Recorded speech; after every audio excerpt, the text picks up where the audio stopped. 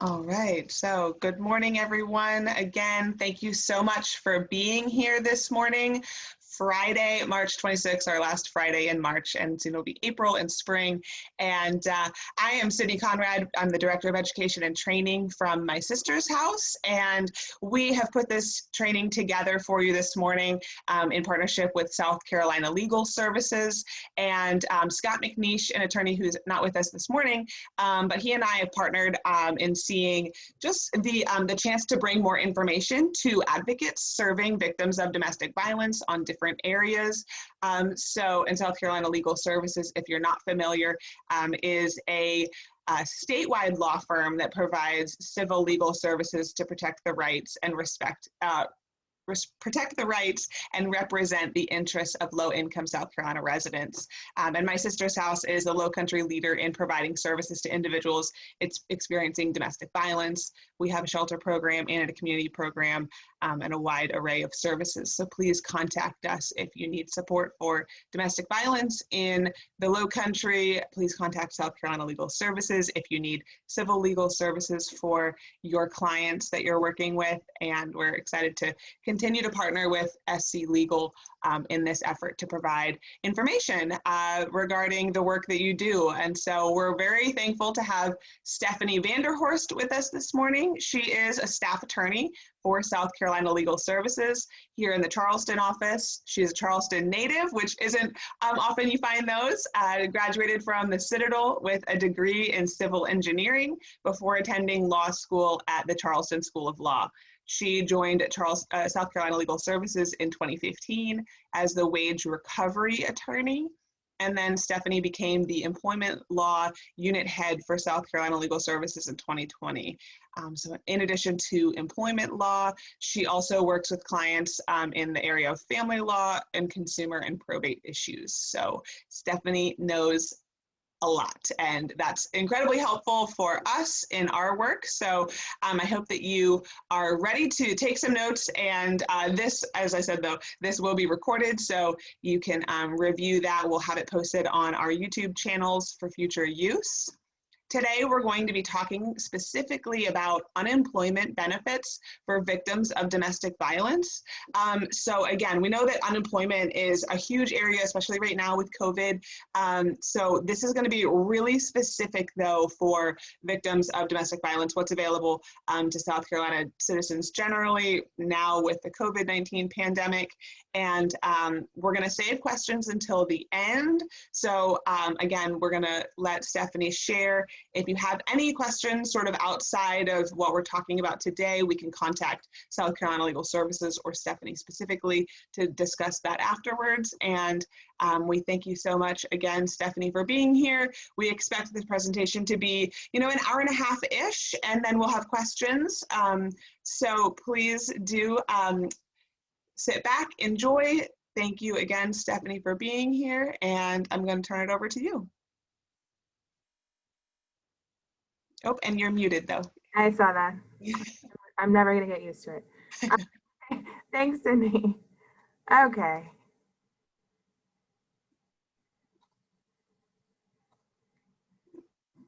All right. Is my screen up and my PowerPoint up? It's you have to actually, I think, specifically share the screen that you'd like to share.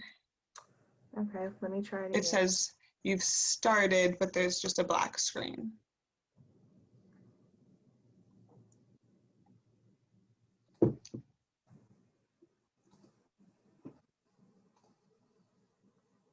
Perfect. There you go. Okay. Thank you. So thanks for having me. As Sydney said, my name is Stephanie Vanderhorst. I'm a staff attorney here at South Carolina Legal Services, and specifically in the Charleston office. I'm also the employment law unit head for South Carolina Legal Services. So under that job, I am in charge of training advocates here at Legal Services, as well as doing outreach to the community, as well as several other things. So today I've been invited, and I'm excited to talk about what is probably the most underused safety net for survivors of domestic violence, and that's unemployment benefits. for those individuals.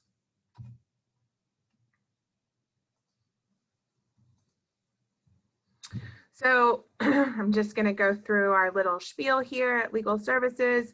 South Carolina Legal Services is a statewide nonprofit law firm. We provide free legal services in the area of civil legal matters to qualifying individuals and families in South Carolina. Now, qualifying means anyone under 200% of the federal poverty guidelines. However, we have grants that allow us to exceed those guidelines, specifically in the area of victims of crime, which is specific to you guys. So those income limits are not applicable for survivors of domestic violence or any other victims of crime. We also are able to assist individuals over the age of 60 outside of those income limits. So we practice various areas of law: consumer, education, employment, estates and probate, family law, housing, and public benefits. Under those, we can provide general counsel and advice. Not everybody needs us to file an action on their behalf. Sometimes we can do a brief service. An example of that would be like a durable power of attorney or a will, helping someone fill out a form and telling them how to get it filed or something like that. And then of course we provide extended representation, and that is an attorney to represent you in court or with a government agency or something of that nature. So just to let everyone know, information in this session is for informational purposes only. It cannot be relied upon as legal advice. If you have specific questions regarding specific facts, you should seek legal advice and of course advise your clients to contact us to complete an application. So just to start out with a few statistics in South Carolina. So in 2011, South Carolina had the highest rate of women murdered by men in the US, and it was more than double the national average. We have ranked among the top 10 states for the rate of femicide in the last 17 years. I know this stuff is not new to you guys. You deal with it every day, but it's always good to be reminded of where we are. 41.5% of women in South Carolina experience intimate partner physical violence, intimate partner sexual violence, or intimate partner stalking in their lifetimes. And that's compared to 17.4% of men that experience those types of issues. So what are the economic impacts of domestic violence? So we all know that there's collateral consequences to abuse. And those include consequences to your employment, consequences to your housing, as well as other issues related to your children. So as far as the economic impact of domestic violence, victims of intimate partner violence lose approximately 8 million days of paid work each year. Between 21 and 60% of victims lose their jobs for reasons related to the abuse. 142 women were murdered in their workplace by their abuser between 2003 and 2008, which represents 78% of women killed in the workplace during that time frame. Between 2005 and 2006, 130,000 stalking victims were asked to leave their job as a result of their victimization. There's, employers think it's too much drama. They don't consider the fact that maybe somebody, it's not under their control. So unemployment benefits is something that can ease the transition between losing your job and finding a new one. So we've decided as a country that economic insecurity is a serious menace to health, morals, and welfare of the people in South Carolina and other states. And involuntary unemployment requires appropriate action by the General Assembly to prevent its spread and lighten its burden. This is particularly poignant now since the start of the pandemic. So I have a quick video here that we have created at Legal Services, and it gives a quick overview of unemployment benefits. And then I'm going to go into more detail throughout the presentation, but I think it's a good introduction. So let's see if I can get it to work.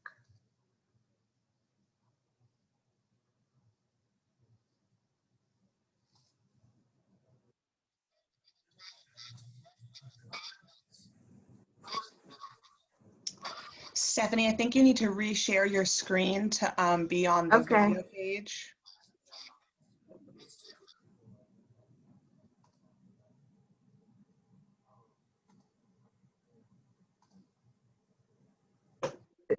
Is it there? There we go, yes. Okay. And if you can just turn your volume all the way up, if it's. It is. Perfect.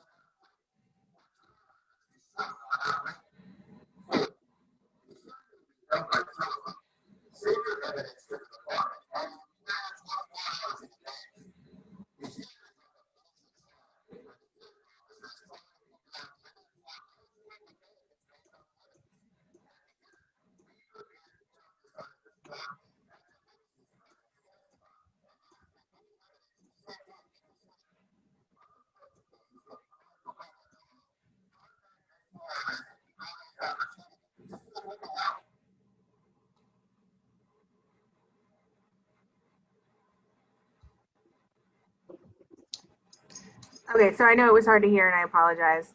However, I'll send the link out and with the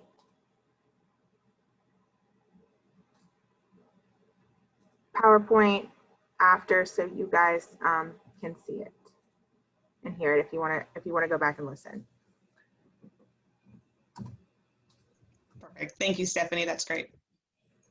So unemployment benefits are basically a safety net. They provide money during a transitional period between jobs. It's a joint federal and state program. It provides cash benefits to eligible workers. Each state administers its own program and develops its own regulations and guidelines, as well as laws related to that, along taking into consideration federal guidance. Your benefit amount is based on the wages that you've earned in the first 4 of the last 5 quarters worked.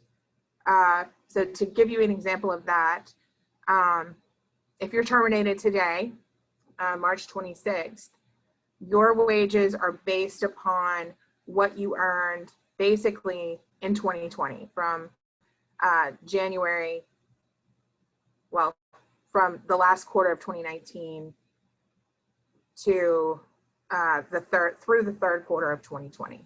So this, while it doesn't seem like it would, I've seen some issues with this during the pandemic that I had not seen before, from individuals who had just recently moved to South Carolina after college and started working here, and had only been here for about 6 months. And in March of last year, they ended up being ineligible because they didn't have the work history in South Carolina. So your maximum benefit amount is $326 a week. And you can collect unemployment under regular unemployment benefits for 20 weeks for a maximum benefit of $6,520.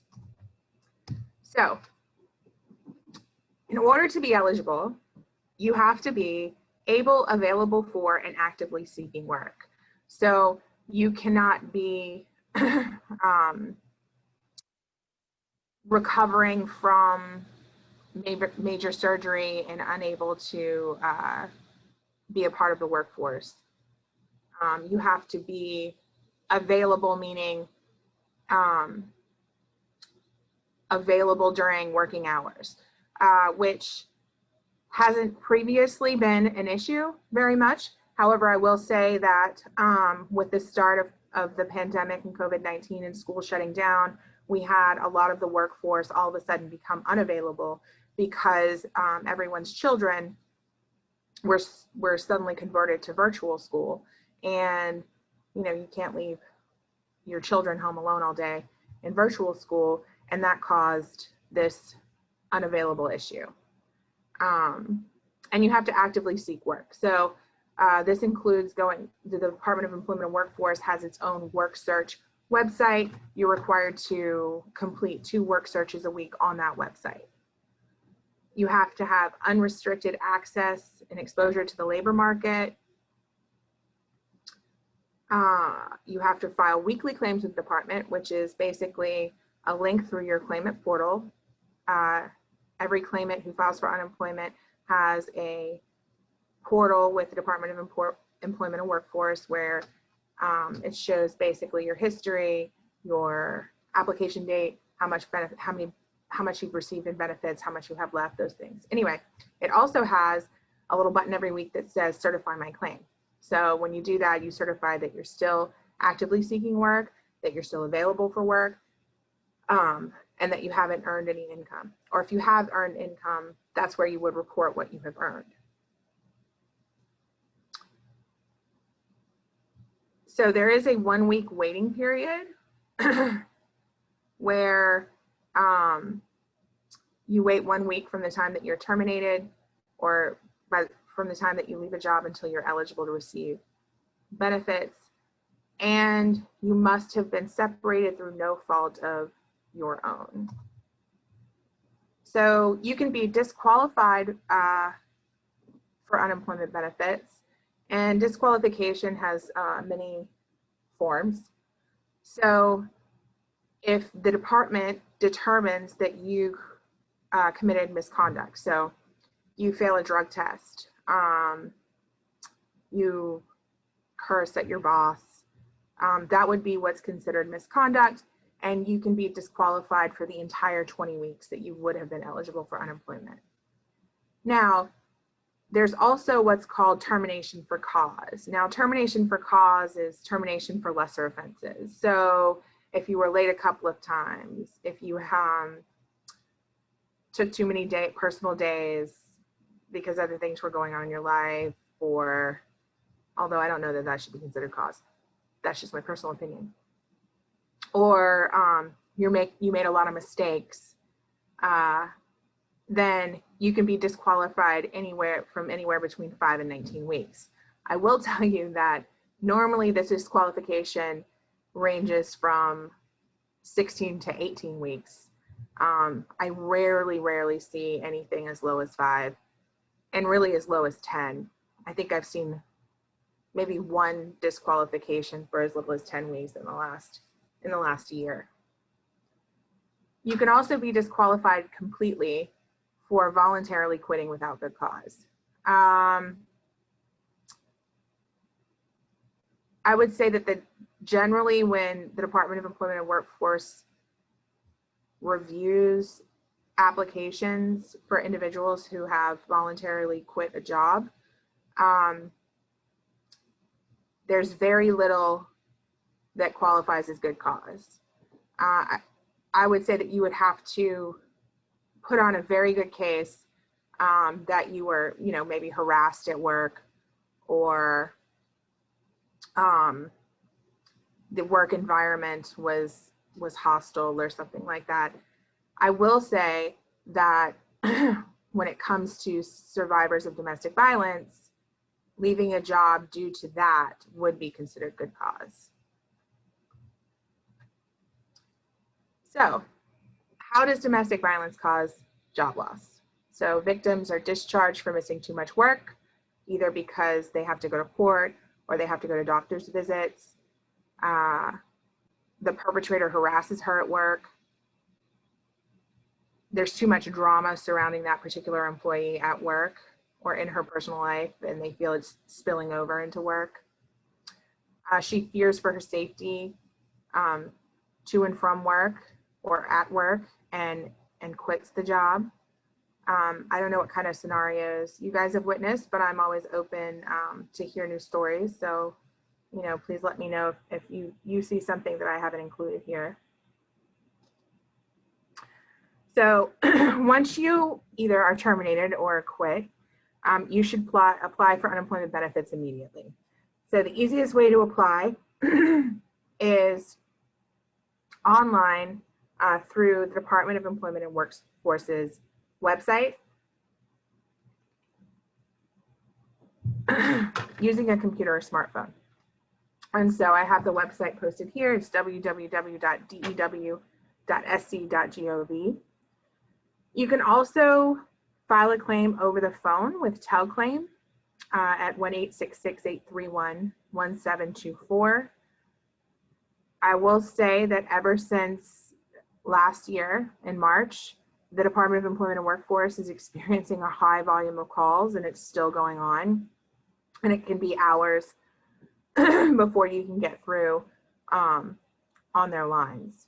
So it also has caused some issues applying online, and I have been encouraging clients and applicants to apply during non-peak hours, which would be, before, I would say before 9 a.m., after 5 p.m., and that seems to help. So most SC work centers were closed during most of the last year due to COVID-19. You can always check the status of your closest work center at this website. I know a lot have reopened.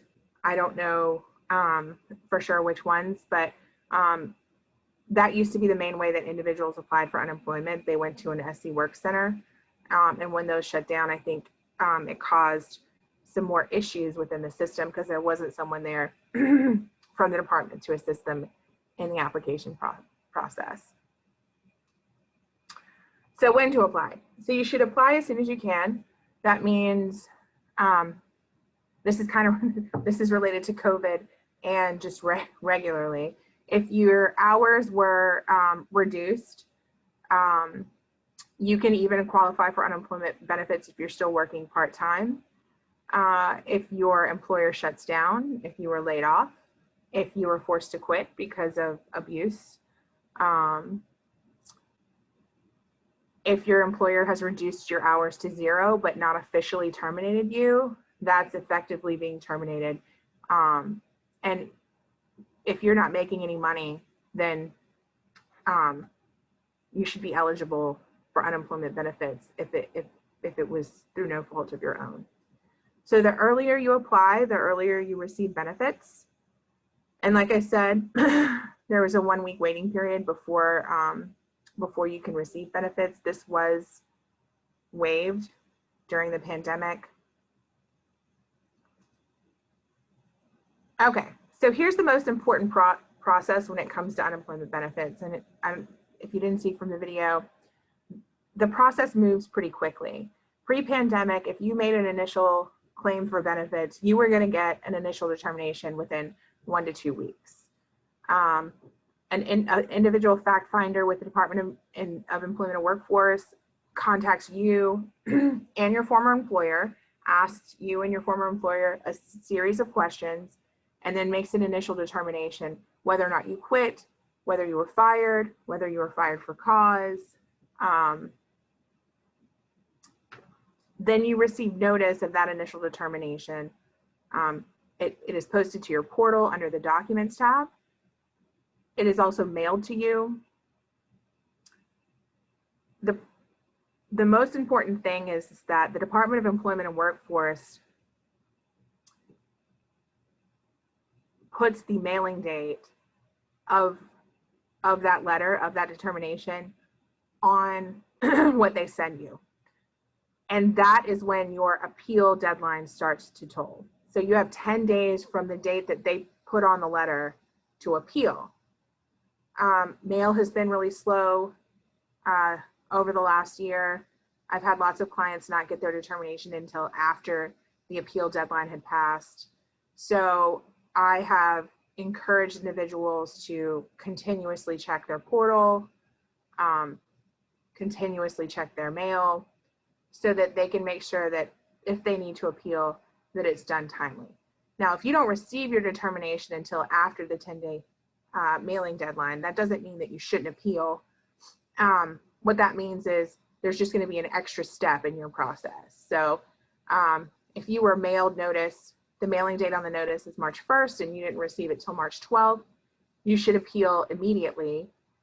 It will initially be dismissed as untimely by the department, but you can appeal that also. And when you appeal that initial untimely dismissal, the next level of appeal, the appellate panel, remands it back to the tribunal for a hearing on timeliness.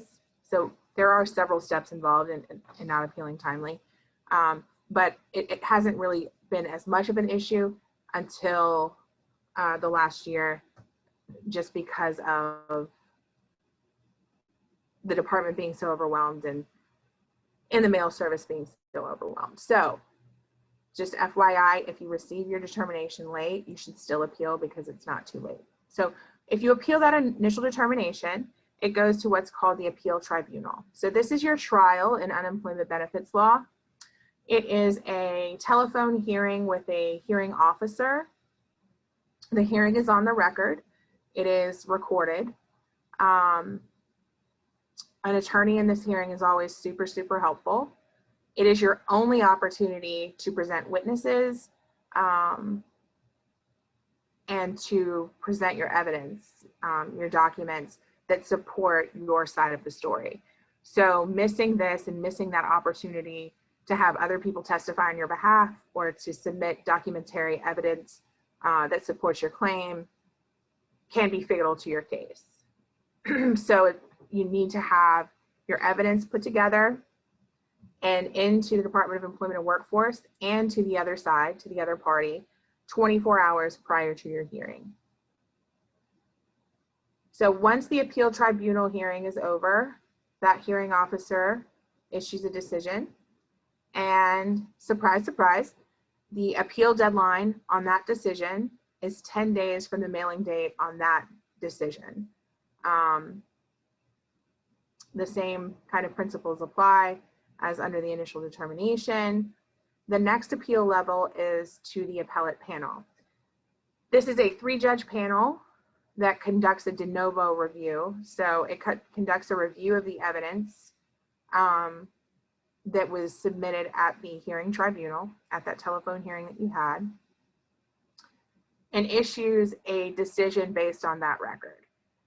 You cannot submit additional evidence after that telephone hearing. So you can appeal, but the decision is going to be made on whatever was submitted at your hearing over the phone.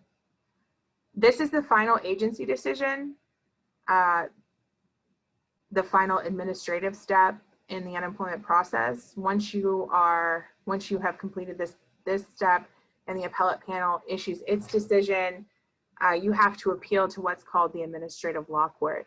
And it has its own rules and regulations. It's much closer to what we would think is a regular court of law. And you have 30 days from the date of the appellate panel decision to appeal to the administrative law court. Okay. So timely appeals are very important. The deadline to appeal is 10 calendar days from the date that the department places on the determination and decision. I can't stress this enough because this is really what trips people up in unemployment cases. Missing that appeal deadline, like I said, can be fatal. So I just try to let people know as soon as possible. I'm always talking about it on my virtual presentations. Appealing is the most important part. And it's really appealing that initial determination and getting that telephone hearing and getting your evidence in at that telephone hearing. Like I said, by the time you receive a determination in the mail, you could have only a few days to appeal. So it's important to do it as soon as possible.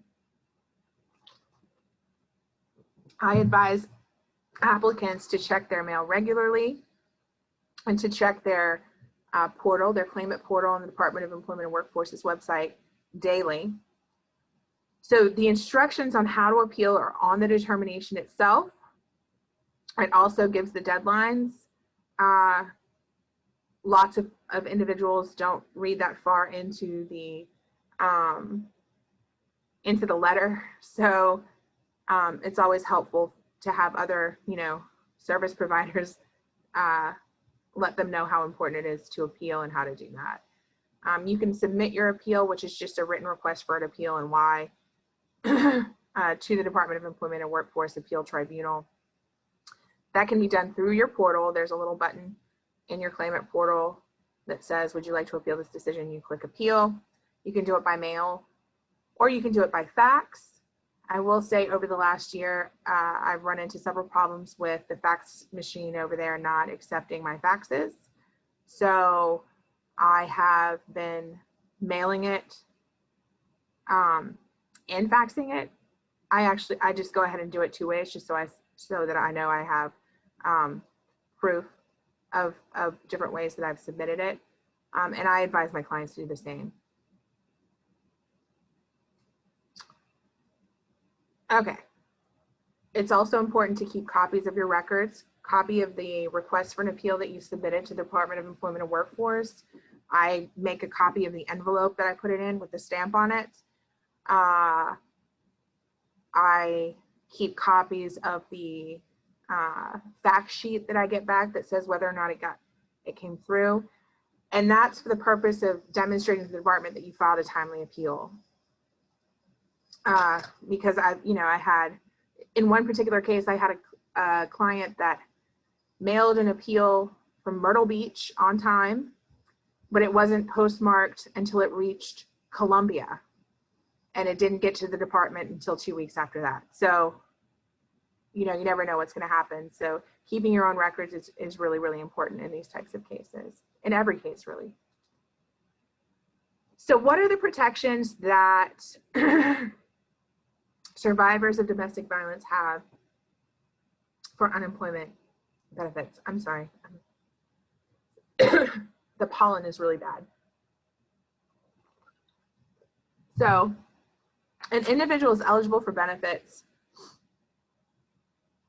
if that individual left work or was discharged because of circumstances directly resulting from domestic abuse, and they have to meet the directly resulting from domestic abuse and one of these three. reasonably fears future domestic abuse at or en route to the workplace, needs to relocate to avoid future domestic abuse, or reasonably believes that leaving work is necessary for his or her safety or the safety of his or her family. So in order to make your case to the department, you're going to have to provide them with evidence. And this is where victims advocates can be really helpful and help survivors gather the particular documents that they need. So some good examples of this type of evidence would be police records, incident reports, witness statements, court records showing that you received an order of protection or other court order, or documents from criminal proceedings. Other documentation of abuse, such as a statement from a shelter worker, an attorney, members of the clergy, medical professionals, medical records, or other professionals who the survivor has sought assistance from. In unemployment benefits cases, hearsay is allowed. Generally, hearsay is barred in general court proceedings. However, hearsay is allowed in unemployment benefits agency appeals. So it's easier to get your proof in. And there's a much lower standard of proof than in other civil, criminal, or unemployment and other actions. Okay?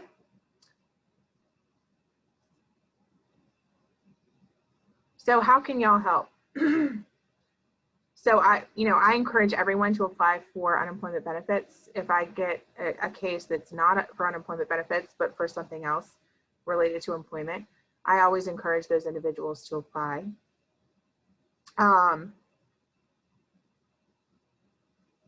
Also, you guys can help identify that their termination or the reason they left work was related to the domestic abuse.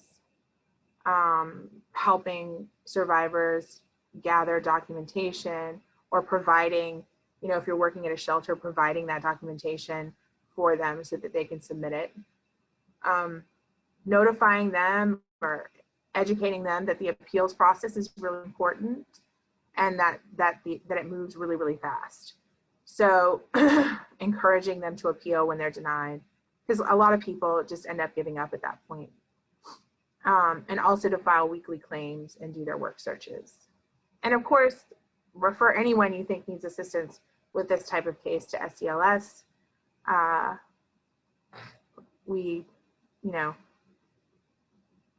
This is something that Scott could do under our Victims of Crime Act grant. And of course, I do it all the time. And we have another attorney in the office that also does lots and lots of these. And we do them in each office across the state. We have 9 offices across the state of South Carolina. And we all do unemployment benefits cases.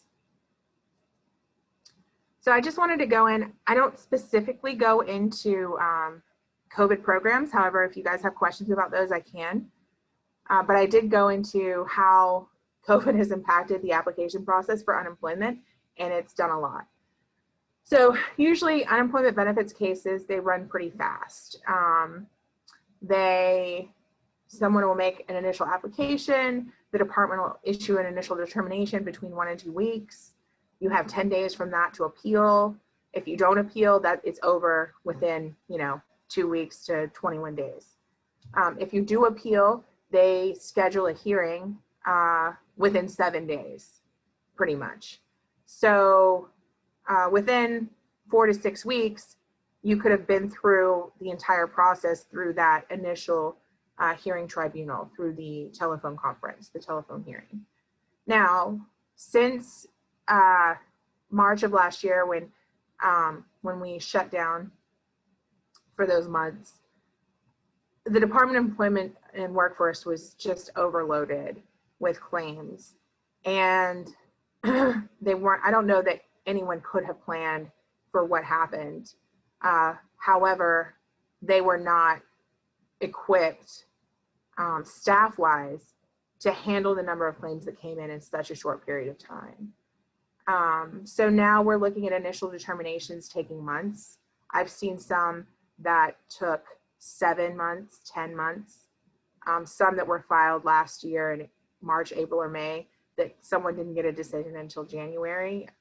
So just keep that in mind. The waiting period for a hearing, which is usually really, really quick.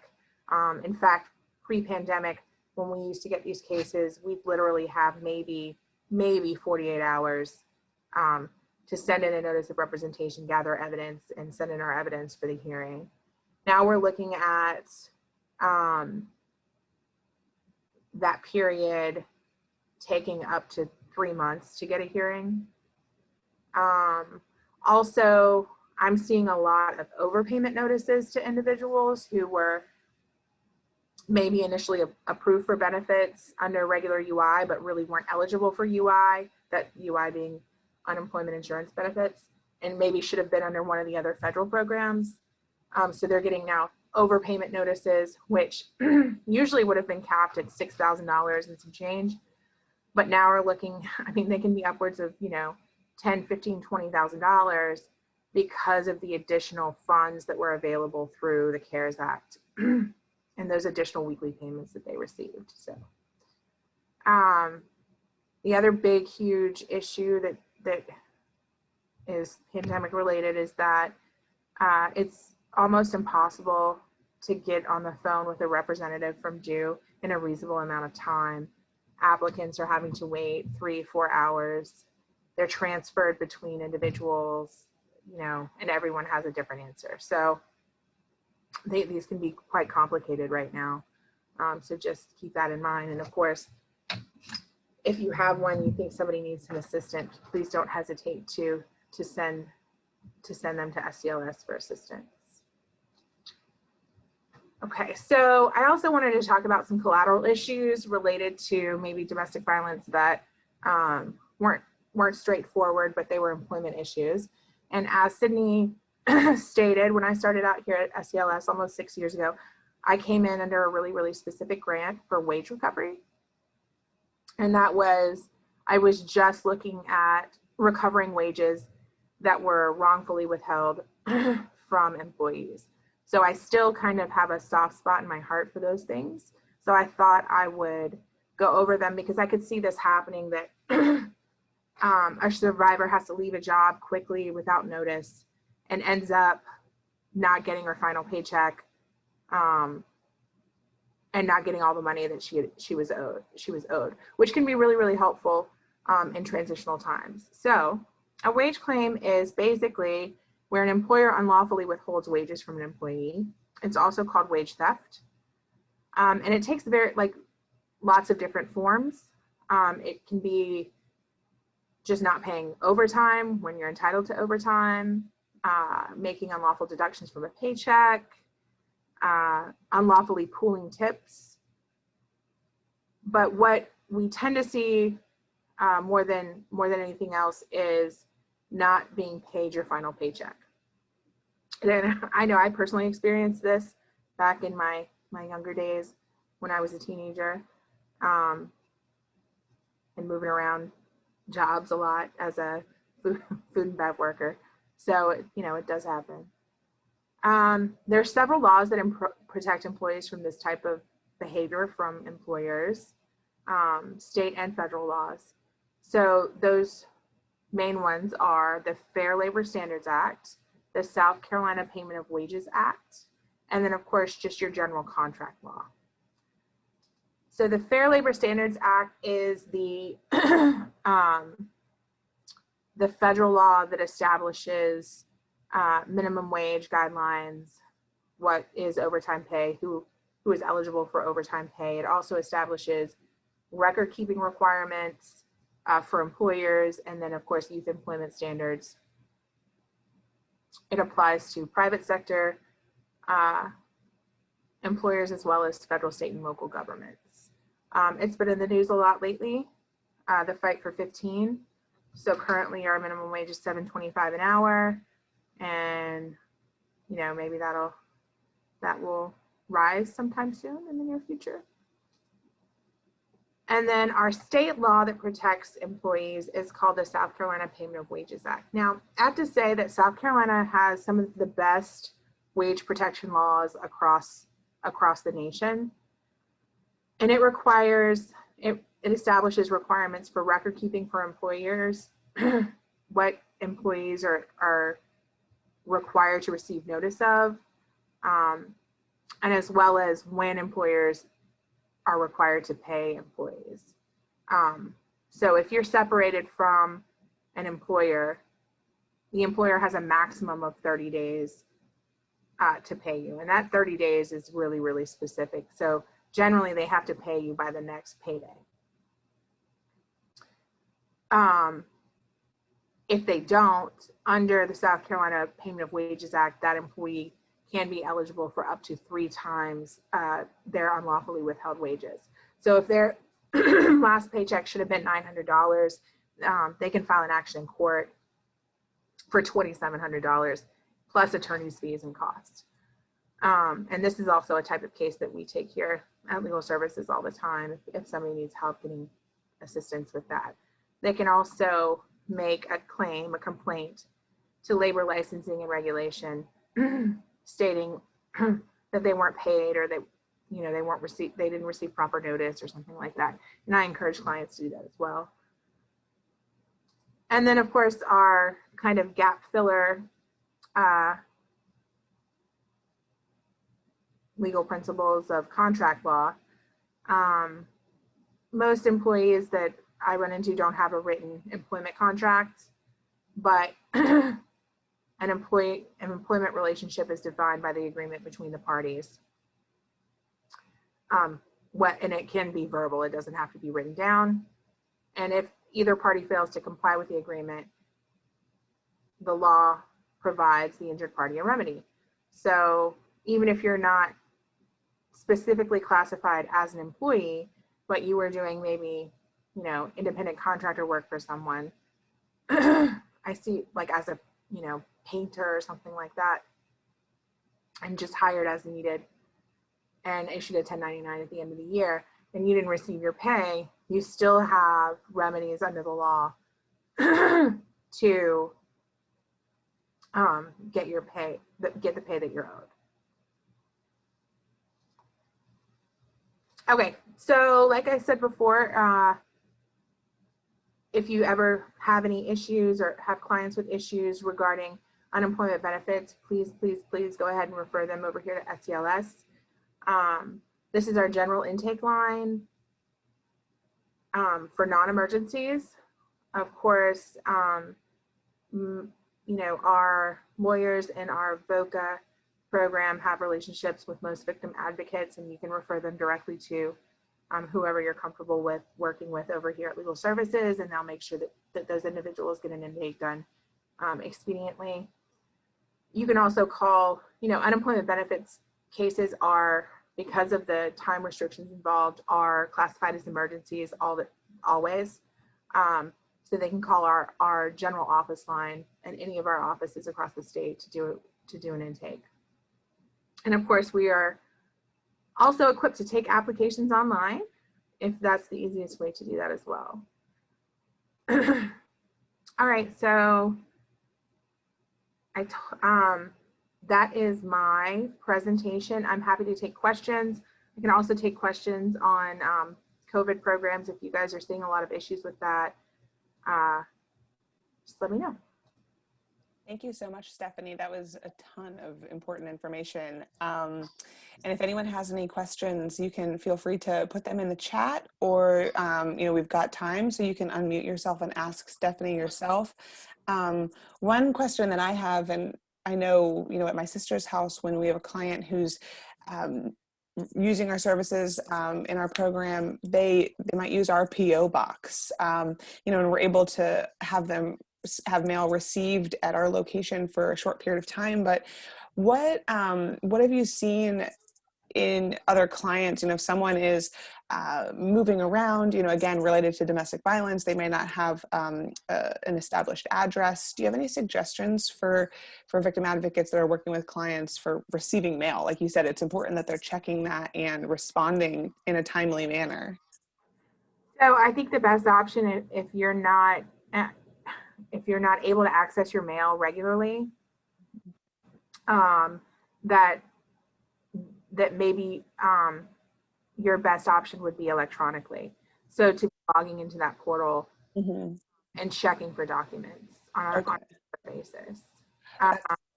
And you can do that through your phone. Most of my clients do through your smartphone. You can do it through, a computer at the library or anywhere that there's internet access. Okay, that's great to know. So is there anything that they would receive as a hard copy that would not be available at the portal, or the information is really the same? It's the same information. Okay. It's posted to the portal, and it's mailed as well. That's great to know. Great to know. And I do see the question. Yes, we will send out the PowerPoint to everyone, so you'll have that information. Again, take a note of Stephanie's contact information, because it's easy to listen to everything, and then when you are actually living it and supporting a client who's going through this, you might think, well, I'm forgetting, or need some more information. So please do reach out to Stephanie if she can help in the future. But let's take advantage of her time here with us this morning. Does anyone else have any other questions related to the information? Are you guys seeing any issues with unemployment benefits with your clients in the last year?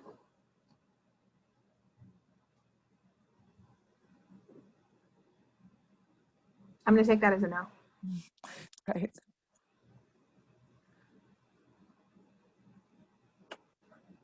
Has anyone had a positive experience in getting their client unemployment benefits?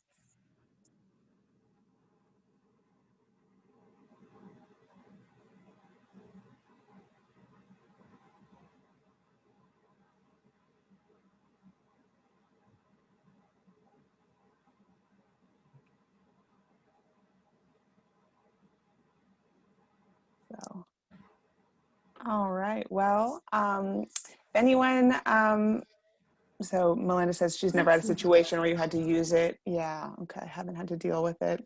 Yeah. It's been a totally different environment for the last year. We've been sort of on, crisis control in other areas. So, hopefully we're still able to, provide those well-rounded services. We're, keeping our clients safe from violence, safe from a pandemic, and hopefully connecting with other resources that they need, financially, emotionally, related to what they've experienced. So thank you everyone for being here this morning.